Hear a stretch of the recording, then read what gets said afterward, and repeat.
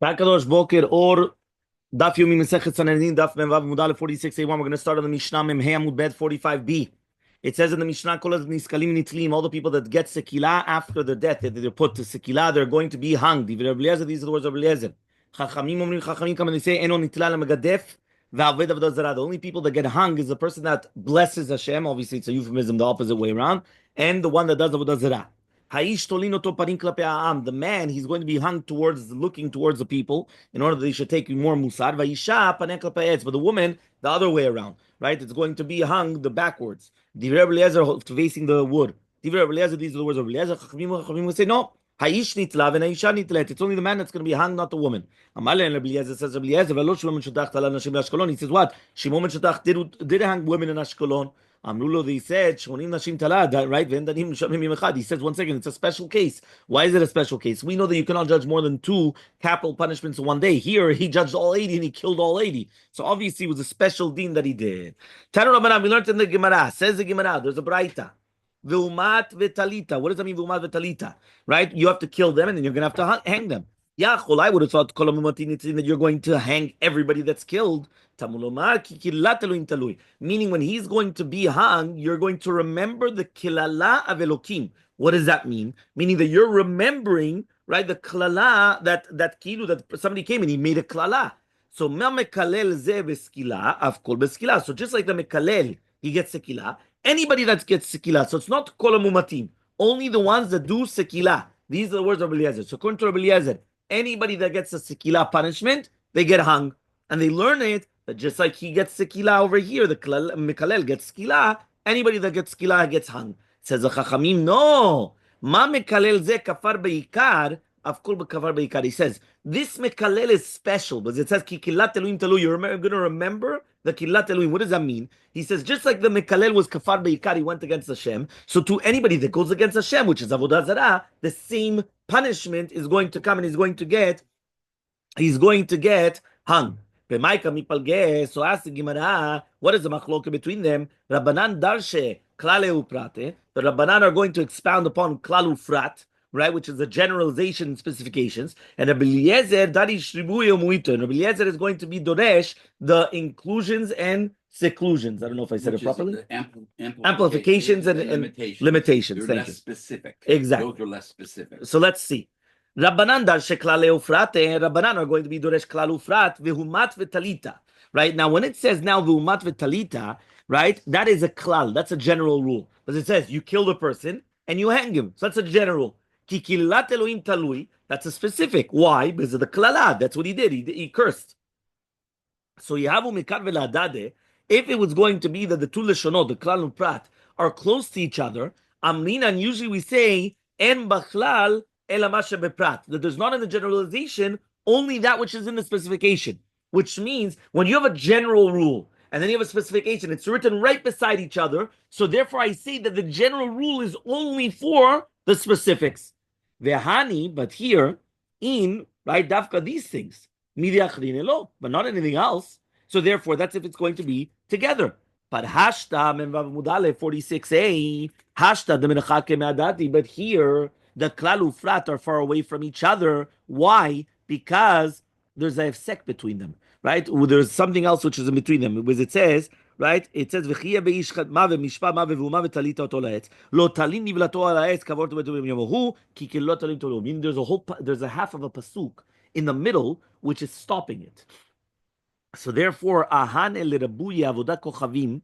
So therefore, this is coming to come and include avodat kochavim. The damile bechol mile, which is coming, right, which is domeh, because it's the domeh to the prat, in everything, because both of them were kofer beikar, and both of them get sekila. So therefore, the rabbis are going to come and do klal ufrat, and according to them, the prat of kilat Hashem is explaining the klal of v'umat v'talita, meaning the specific of the klala of Hashem is explaining the generalization of coming and hanging them. And the fact that we come and we're going to distance them is coming them. It's not only just to tell you that the klal is only for that, right? He's saying, but rather it's going to be a little bit more than that. So what's a little bit more? Anything which is domet to the prat, anything which is going to be compared to the specifics, which basically anything which is compared to the klala of Hashem, of course, saying of Hashem, which is kafar bikar. That is the pshat of Rabbanan. Now let's do the other one, the applications and specifications, right? Limitations. Rabbi Eliezer Darish, ribuy multe. What does that mean? When it says v'umat v'talita, it's a ribui. When you come and you say that he's going to be killed and then he's going to be hung, that's including everything. Because it's anybody. Anybody that gets killed, they get hung. That's a ribui. It's coming to amplify. When it says kikilat eluim talui, it's a mute. It's a limitation. But it's limiting it only to people that curse. Right? So you have a mikar dade. So if they were going to be beside each other, lo avu marabin and lo avodah kochavim. So the only thing you could add is avodah kochavim to damila bechol mile, which is compared to it 100%, and that's exactly like just the rabbi said. But hash the merachat kemeadade. But now that it's coming, that it's going to be separated in between them. There's a pasek. There's like a hefsek in between and separation. It has to be somewhat similar. Yes. So therefore, a hani lerabu yeshani skalin. So it has to be somewhat similar. So therefore, it's going to include anybody that is what sekila.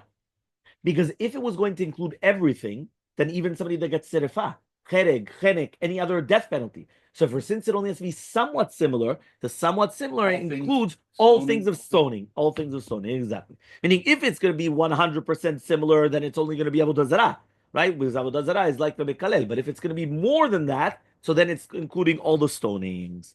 Okay? 2 dots.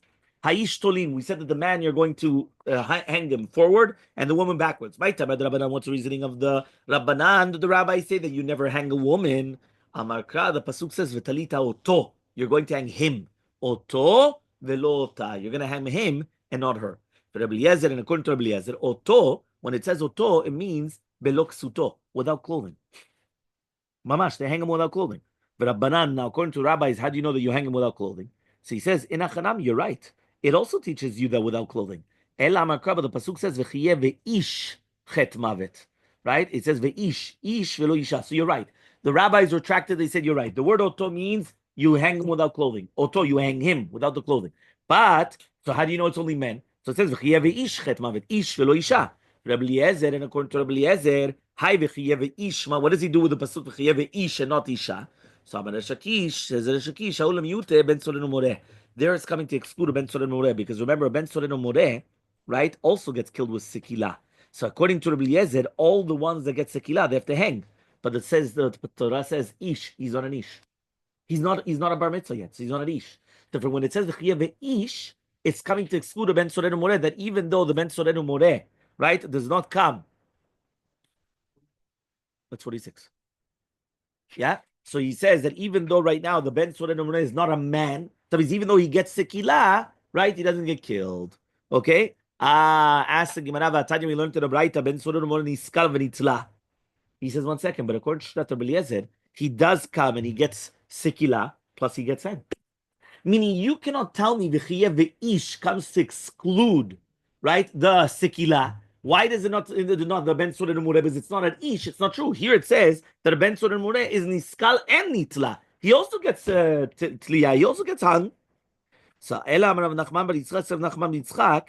The opposite. You're right. The pasuk comes L'Rabot Ben Soren Moreh. So they're both passing in the same area, but one says one thing, one says the opposite. Yes. So now we're going to see how. My time. What's the reasoning? The Amar Krabas pasuk says V'chiyeh v'ish chet, Ish velo ben. Right? That means, right, when it says ish is coming to say it's a man and not a boy. Chet, misha'al chet'o nerag, only something that's going to be killed. But that's only if it's going to be that it's excluding the Ben Soren Moreh, because he's only killed not for his sin. He's killed for what he would do in the future. So therefore it's going to be miut achar miut. It's an exclusion, right? A limitation after a limitation. So therefore it's coming to include. And therefore, from there, they're learning that even though, so one more time, when it said ish, it's coming to exclude, right? It says man, coming to exclude a boy, which is Ben Soren Moreh. When it says chet, it's coming to exclude somebody that only gets killed for a sin. The Ben Soren Moreh does not get killed for a sin, it gets killed for the future, for what he would do. So since it's 2 limitations, it's a miut achar miut. It's one exclusion after another exclusion. It's coming to include. It's like double negative becomes a positive. So therefore, therefore, it's coming to include. So therefore, according to that, that's why Rabbi Eliezer comes and he says that the Ben Soren Moreh is going to be sekila, stoned, plus he's going to be hung. 2 dots. We learned in the Mishnah. Elmaleh and Rabbi Eliezer. Rabbi Eliezer comes and he asks the Chachamim. He says, what are you talking about? Shimon ben Shatach came and he hanged the woman. He hanged 80 women. So Amar Rav Chasar says, Lo shanu, when do we say that the Bet Din are not allowed to judge two cases in one day? B'shte mitot, two different death penalties. Aval b'mita achat, but we're talking about the same death penalty, whether it's sekila, chenek, whatever it is, right? The same one. Danin, you are allowed to do it. So according to that, so it makes sense that he was allowed to, right? Why? They were all sorcerers. It was all the same death penalty. So says the Gemara, V'hama said to Shimon ben Shatach, Timita achatava. He says one second, the story of Shimon ben Shatach was the same death penalty, right? Why? Because all the women were mechashefot. So therefore, the mechashefot, they get sekila.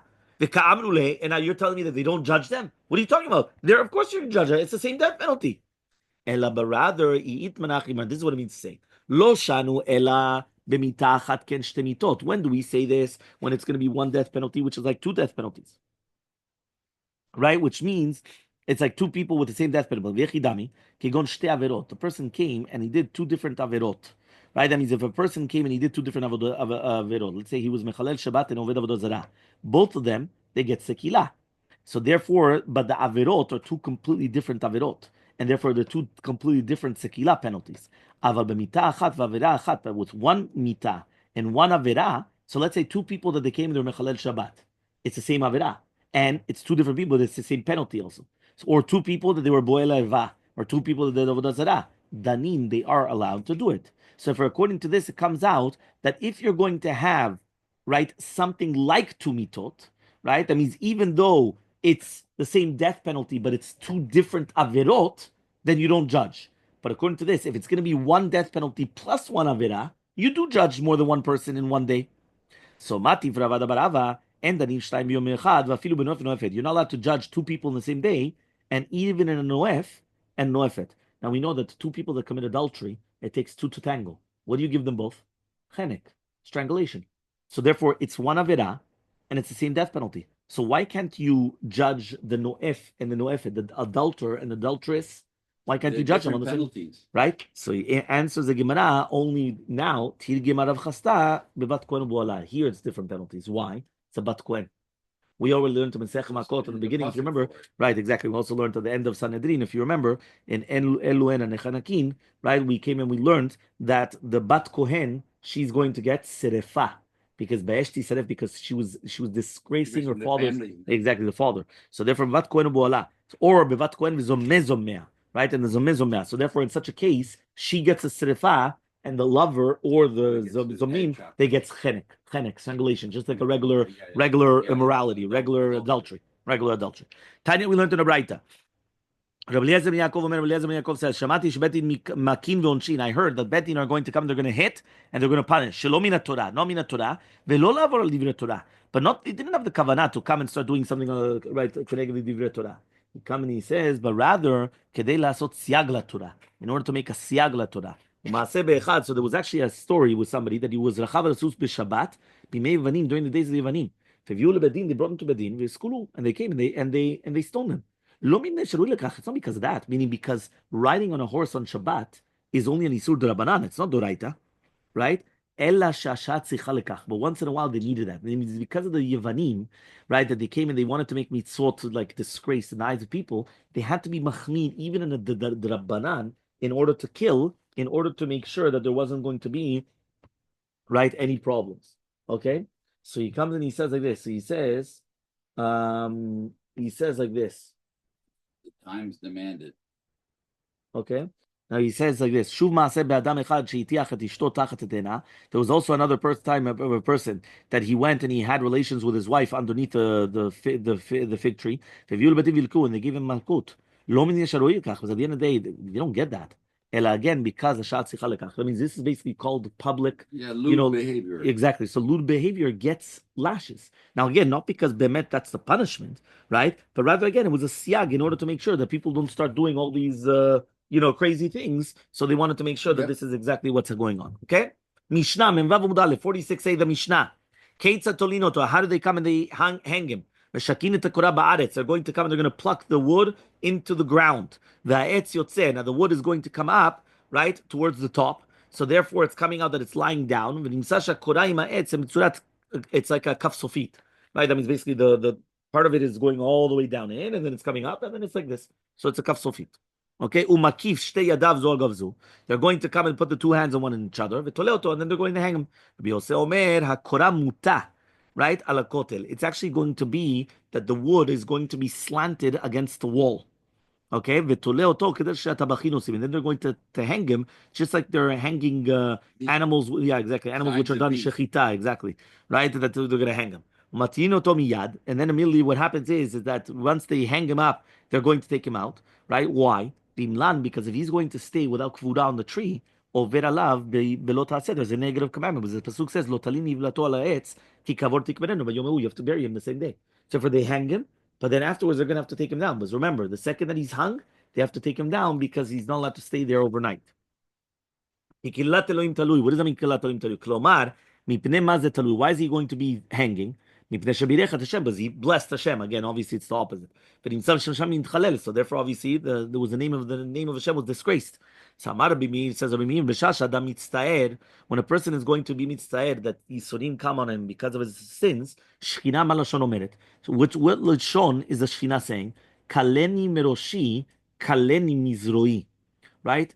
He comes and he says. How do you translate it in English? I am burdened by my head.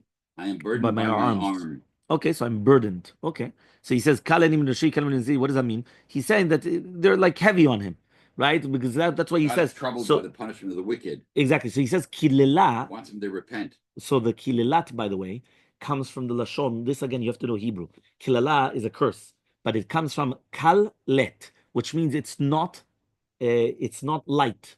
Kal is something light. So it's not light. Kal-let, kilelat, it's not light. So if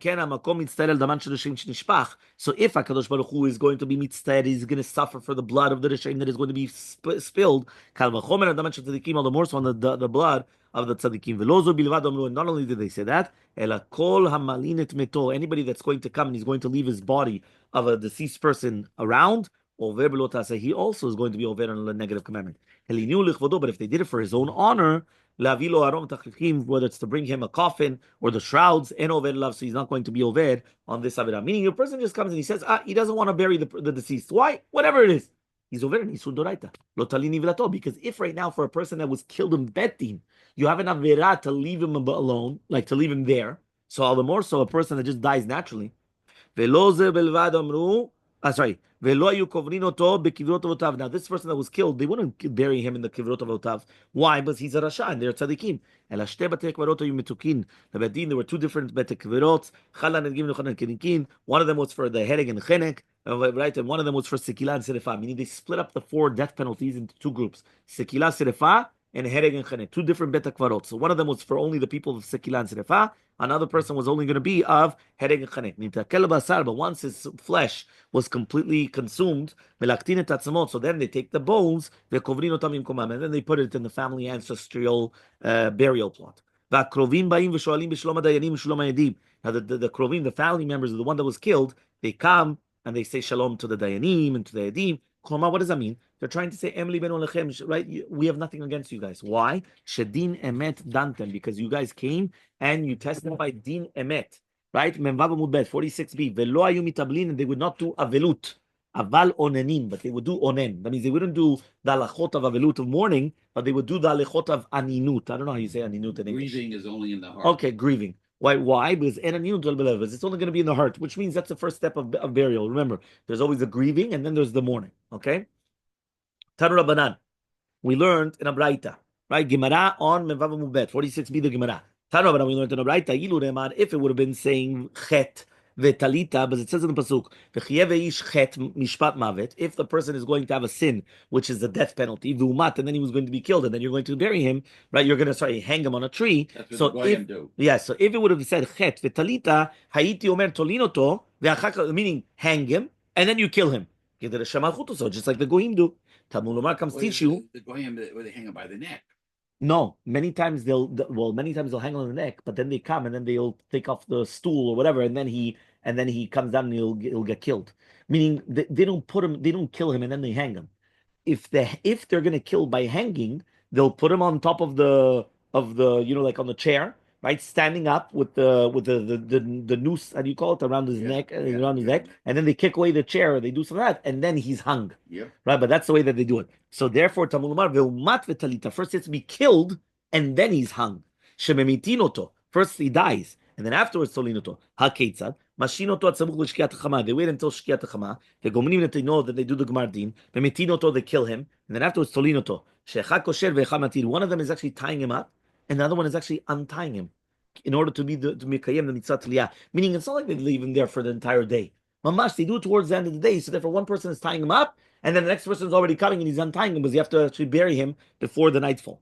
Tanu Rabbanan, we learned to the Braita, right? Etz. When it says v'talito to etz, what does etz come to teach you? The wood. I would have thought to say that there's no difference whether they're going to be the tree is going to be connected or it's going to be disconnected. What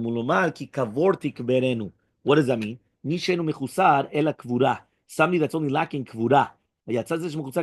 Here, they have to actually cut it down and then be kover. So therefore, it has to be a tree which is actually going to be not connected to the ground. Rabbi Yossi says, here, right, in order to be mekayem the mitzvah of kvura, you also have to be tolesh and to be oker the tree from its place, which means Rabbi Yossi and Chachamim, they're going to be doresh, both of them that the pasuk has to be, basically only lacking just the burial, but the rabbis are minimizing it from the fact that the etz is mechusar ketzitza, which means that it's still taking nourishment from the ground, and Rabbi Yosef is being mimayeted from the fact that it's still nitza, which means plucking it out. Okay, that's the follows. Okay, so now he says v'rabbanan, and according to the rabbis, now the rabbis said that we're talking about a tree which is lacking ketzitzat chiburi nikah. So he says, so why are we not coming and excluding it, right, from the same thing of the tree, which is going to be the uprooting it from one place to another place? So he says, Slisha lav krumu. When you're just taking it up, that's nothing. Meaning, if you're not actually removing it from the place of nourishment, so that's not nothing. Meaning, I don't consider I don't consider it a real act of just plucking the tree out of the ground. As long as it was not being nourished from the ground, I don't see that as a significant act to say that it's lacking, right? Klomar, two dots, right? Klomar, we said, why is this person going to be hung? Because he blessed Hashem. Obviously, it was opposite of the blessing of Hashem, right? So says the Gemara, Tanya, we learned in the Braita, Omer Bimid, says Bimid, Mashlu Mashal Dome, right? They come and they have a mashal. What is this compared to? Lishne Achim Tomim. Imagine you have two twins, right? Birachat in one city. Echad minuhu lemelech. One of them, they made him into a king. Ve'echad yatzal listyut. And one of them, he was a shoded. He was like a robber. Tziva melech utlao. So the king comes and he says, hang him. Anybody that sees him is going to see what? The king is hung. So then the king is going to come and he's going to say, take him down. So the exact same thing, meaning that at the end of the day, since everybody is made from the fashion of a Kadosh Baruch Hu, it's also zilzul, to disgrace to Hashem that he's there. So because of that, Killat Elohim Talui. So it's two things. It's that he disgraced Hashem, but also that Hashem is being disgraced. So you have to make sure that you're going to come and you're going to take him down as well. Two dots. Amar Bimid, says Bimid. My mashma, what does it mean Killat Elohim? It means kaleni, meaning that kal, right? Bimeni, it means that's God not anguish. Exactly. So he says like, my mashma. How do you know that this is the word killat? Amar Abaye Kamandamar just says kallet. Kallet means it's not light, meaning it's heavy for me. So Amar le Rava comes and he says, it says kaved alai roshi, kaved alai zroi, mi baile. So if it's going to be heavy, instead of saying kallet, just say kaved. Kaved means it's heavy. So kaved alai roshi, my head is heavy, my arm is heavy. And Amar Rava comes and he says, Kamandamar, it's like saying kili alma.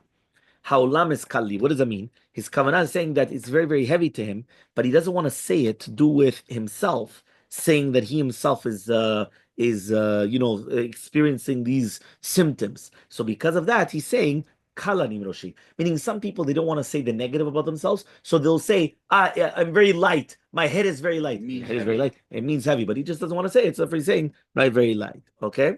When it says right talui, says we needed that for that. I mean, since he came and he did the avirah of blessing Hashem, right? Obviously, it's opposite, right? But it's blessing of Hashem. So therefore, that's why we have to kill him. So in Kenev, so Nemakar, the pasuk should says mekalel, right? Instead of kililat Elohim talui. Why did it say kililat Elohim talui? So again, it's coming and saying that since it didn't say mekalel because he cursed, but rather it says kililat, so if it also means kaleni, which means that it's going to be heavy for me.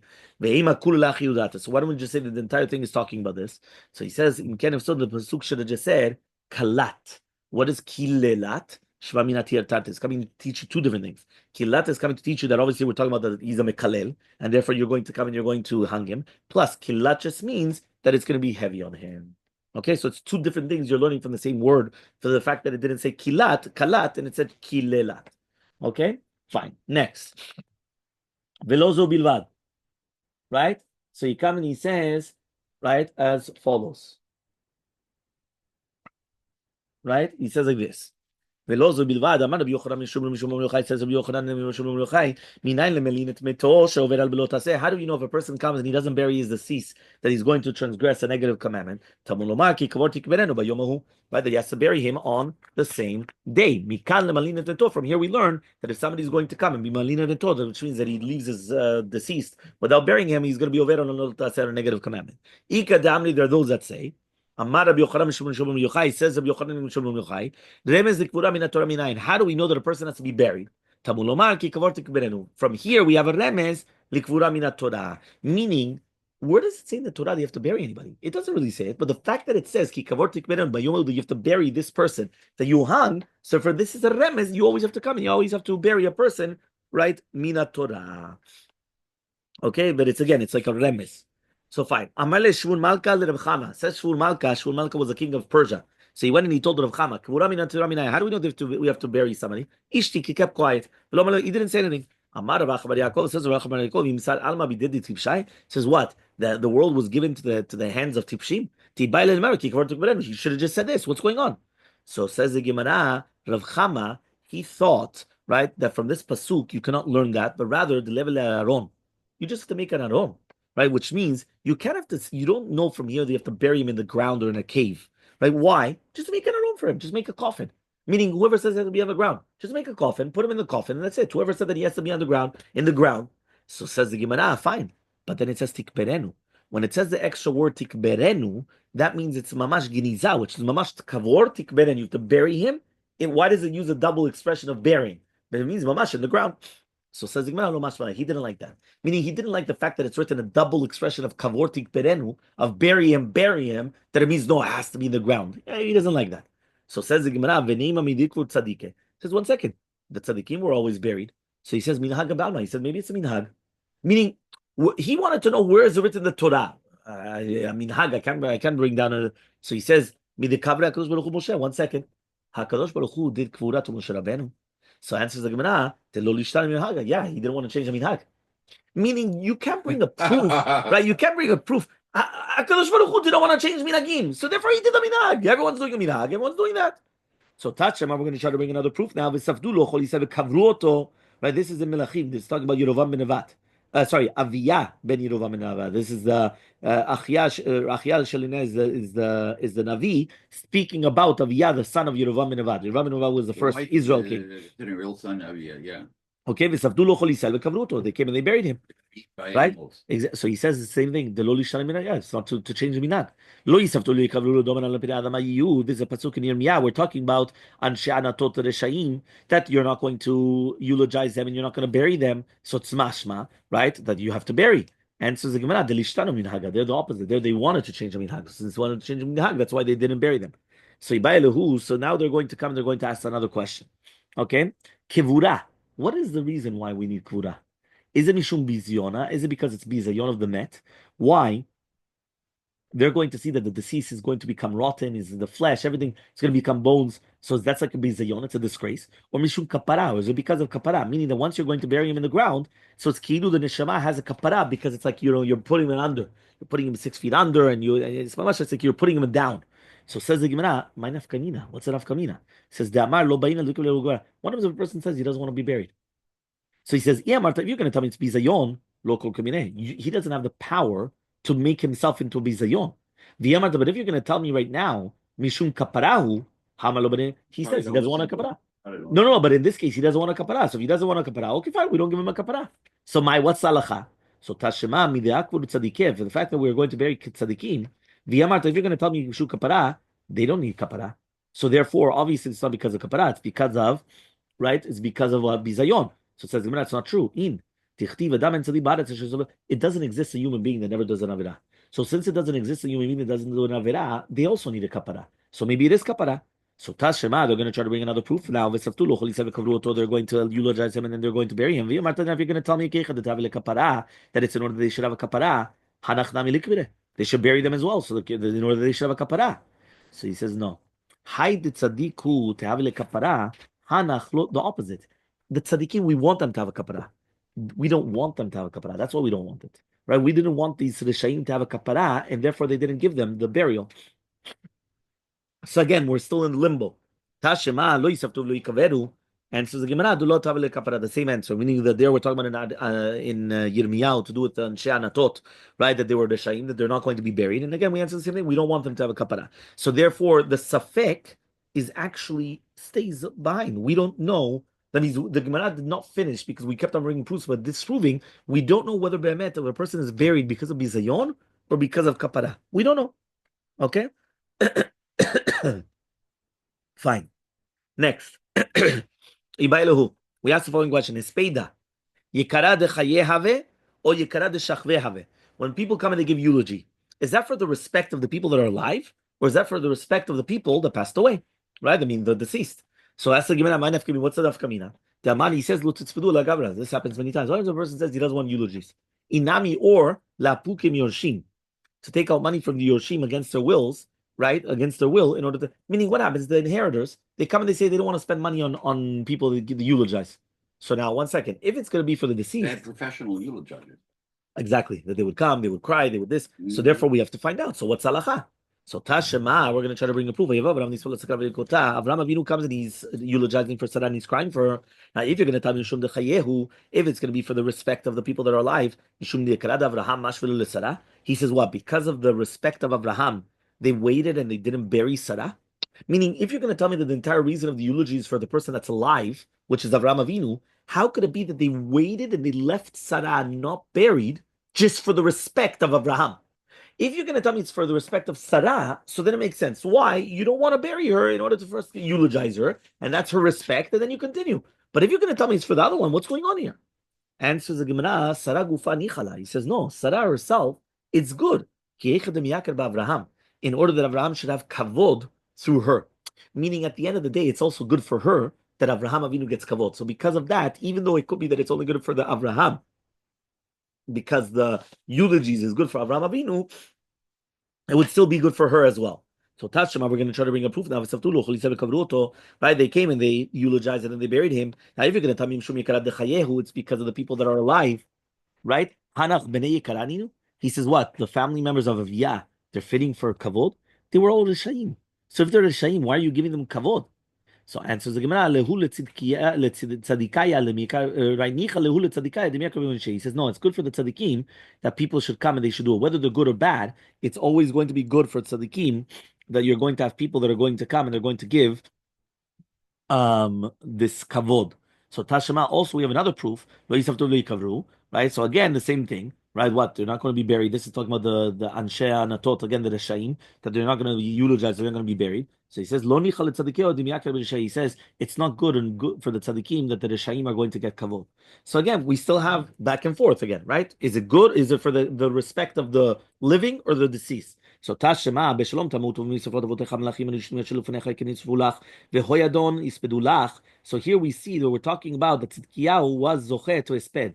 Now, if you're going to tell me that it's for the people that are alive, my nafkamina, what's the nafkamina? At the end of the day, right? Like, what's the nafkamina that he's going to get the respect or not? So he says, Hachi kamale. Right? Israel should have the respect, just like your fathers, right? The Malchi Yehuda, the previous ones, they had a lot of respect in the fact that there was eulogy. So to here, they wanted eulogy for the respect of all the other kings, which happened beforehand. So Tashema, right? And this is the next one, which is basically going to be again Nivzeh ben Avdimas, is Chizkiyahu Melech Yehuda, that they went and he dragged his father's bones of Achaz Adrasha al Mita shel Chavalim. Now, if you're going to tell me Mishum Yikra Dechayehu that he's doing it for the people that are alive, why did he do that?